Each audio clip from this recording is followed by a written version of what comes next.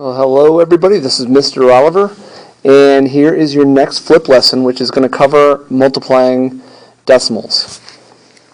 So let's go ahead and get started. A number of things that you need to remember when you're doing multiplication of decimals.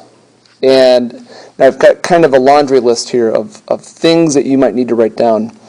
One of the things that we're going to kind of focus on in the lesson today is, just kind of ignoring the decimal. Even though that's what we're doing, we're multiplying by decimals, but we're going to kind of ignore it. And we're going to come back to it later. We're going to revisit it.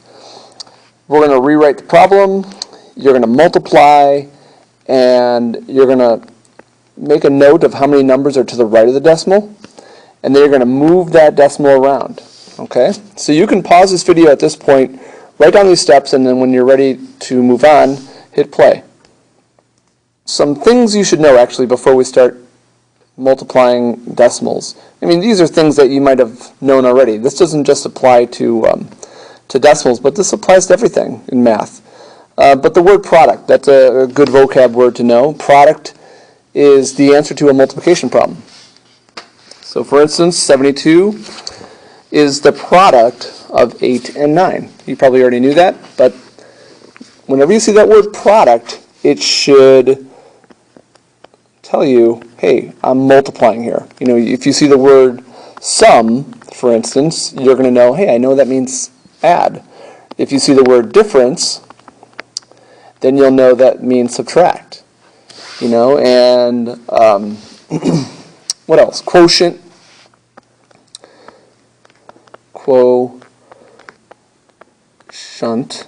I think that's how you, oh shoot, I don't know how to spell. Let me try that again. Q-U-O-T. I know how to spell. I was just joking around. I know how to spell quotient. That's the phonetic spelling, because it doesn't look anything like it's spelled, or it sounds, sorry. But yeah, quotient is going to tell you to divide, right? So product, multiply, quotient, divide, sum, add, and difference is going to be subtract.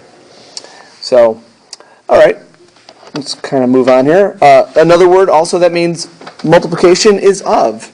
Usually that's going to indicate multiplication of some sort.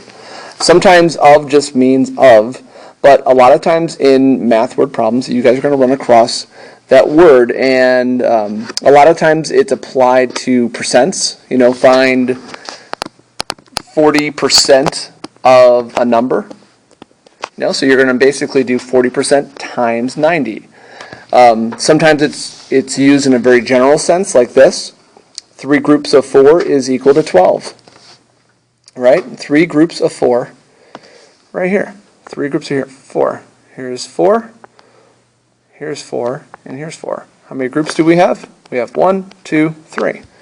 So that's 3 groups of 4. Another way to look at this is 4 groups of 3. So I also have 4 groups of 3 here. So right here you got 3, here's 3, here's 3, and here's 3. And you have 4 groups of them. Okay, 1, 2, 3, 4. So that makes it pretty simple. So let's go ahead and get right into a decimal problem. And here's your first one. Now, the first thing you should always do before you multiply decimals or add decimals or subtract decimals is go have a pop. I mean estimate. Estimate these numbers. Sorry about that pop thing. I'm thirsty right now. But yeah, 4.56. 4 and 56 hundredths. I would guess that's pretty close to 5. Okay? And then 9, you don't need to really estimate for that. That's just 9. So 5 times 9 is, and I'm looking at my multiplication chart right now. Let's see, 5 and 9. That makes 45. All right. That's it, 45. So when we're all done with this problem, we better get an answer that's close to 45. If you get an answer that's, close to 4,500, then you're way off. Maybe the decimal's in the wrong spot. Maybe you think the decimal's supposed to be there when it's really supposed to be right here. So keep that in mind. Keep that in mind that your estimate was 45. Okay? So our answer, it's not going to be exactly 45, and that's okay. Don't get too bent out of shape if it's not exactly 45. But It should be close. Maybe if you get an answer like 47, don't be worried or concerned about that. Maybe you get an answer like 43, I wouldn't get too concerned either. It's not going to be perfect, but it better be close. If you get an answer like, Mr. Gaston the other day was doing the same problem, and he got 5 million something, and I was like, oh man, Mr. Gaston, that's way off. And he fixed it, and he moved the decimal over, and he, after crying a little bit, he figured it out. So, all right, so let's get right down to work here.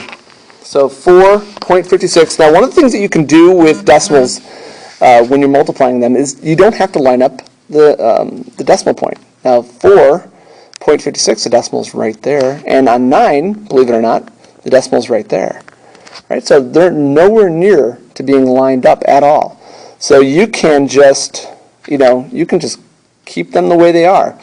You don't have to treat it like addition or subtraction. With addition or subtraction, it's very, very, very, very, very, very, very, very, very important you line up those decimal points. They must be lined up. If you don't line them up, then there's going to be trouble, definite trouble for you in the future. So make sure you line up that decimal point. It's very, very important. Don't ever make that mistake. But when you're multiplying, man, just put them any way you want, okay? And the other thing, too, is that you can kind of ignore the decimal. We don't even have to imagine that decimal's there as we're doing the math. Just think of it as 456. You're going to do the math. 6 times 9 is, carry the 5. 5 times 9 is 45. 45 plus 5 is 50. So 50, you put, what do we put here? You put 5 or 0. That is correct. You do put the 0. Good job. And then you carry the 5, right? And then 4 times 9 is 1,005. I forget. Oh, let me look. Oh, it's 41. Holy cow. Good thing I have a multiplication chart right here because, man, I am not good with my multiplication. That is terrible. All right, anyhow, we got it. So 4104 those are our numbers. Now, like I said, we're not going to totally forget about our decimal points, but while we're doing the arithmetic, the computation, we don't really need to think of it. So now at this point, what we're going to do is we're going to go back to the problem, and we're going to count how many numbers are there behind the decimal point in the problem. And so if we look at this number, well, there's 2. There's 2 numbers to the right of the decimal point. And 9, even though it technically is a decimal point, there's a decimal right here, we don't have to count because it's a whole number. So we're just going to pay attention to the numbers that are not whole numbers and look at the decimals and count that. So I count 2 places, okay? 2 places. So what we're going to do is now figure out where to put our decimal point. So like I stated before, we know it's going to go over 2 places, and you have to start right here, okay? So you got to start right here. X marks the spot. So start there and then move that decimal point over, okay? So you're going to move it over a little bit. So I'm going to move it over 1, 2 places. And that's where it goes, right there. That's where the decimal point is. So there's your answer, 41.04. And what did we estimate for this? What did we estimate? We estimated that this was 5 times 9, which was about 45, right? I mean, it is 45, but a good roundabout estimate is 45. And that is definitely close to 45. I know it's not exactly, it's not 1 away or 2 away, but it's close enough. Like I said, if you made an error, with decimal placement and you put it here, for instance, well, 410 wouldn't be really anything close to your estimate, so you'd have to rethink that. Okay, so instead it went right there. All right? So very, very important that you understand how this works. Okay, let's move on with our lives here.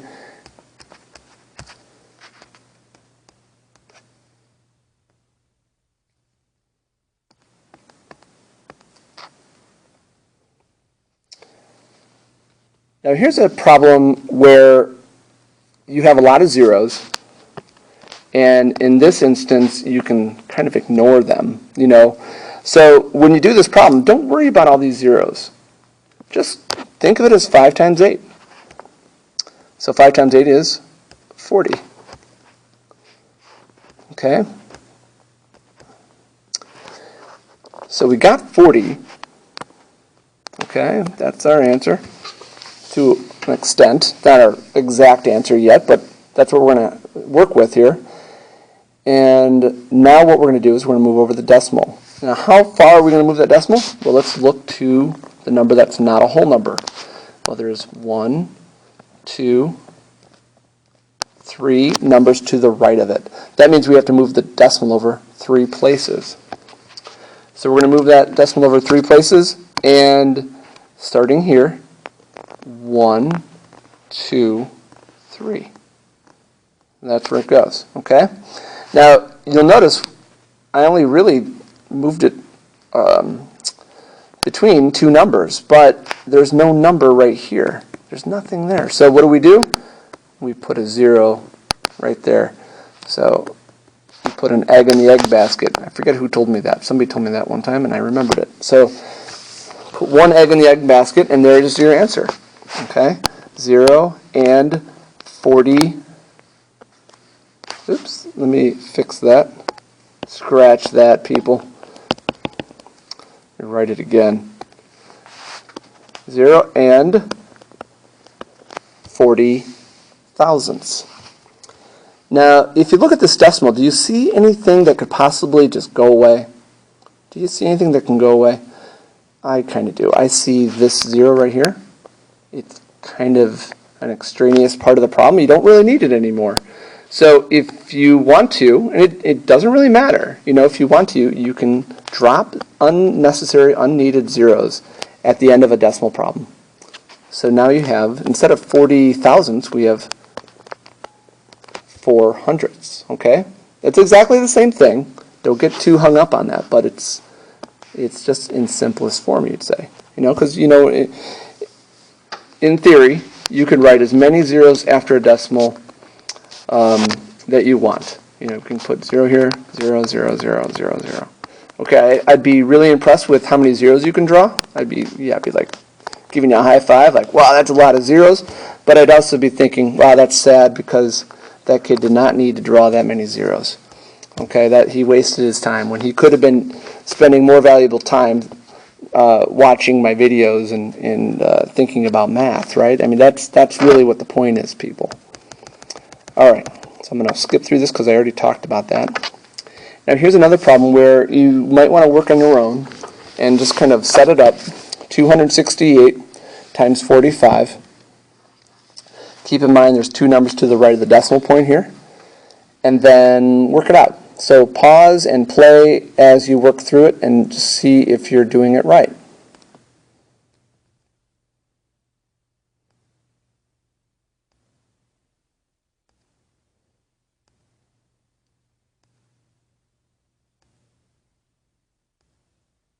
Make sure you put a 0 here, people. If you start a second row, a lot of people forget that. Put a 0 there because you're multiplying by not 4, but 40. So we need that 0 there to stand in for the tens.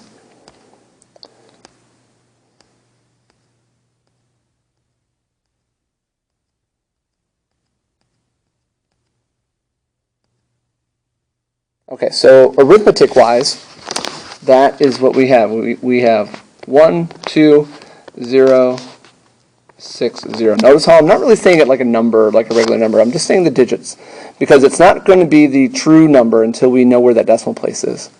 So let's look up here, look over here. You see any decimals? If you do, zero in on them and count how many numbers are to the right of it.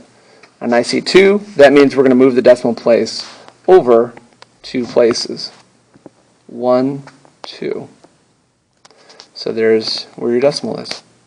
120 and 60 hundredths. Do you see any zeros there you can get rid of?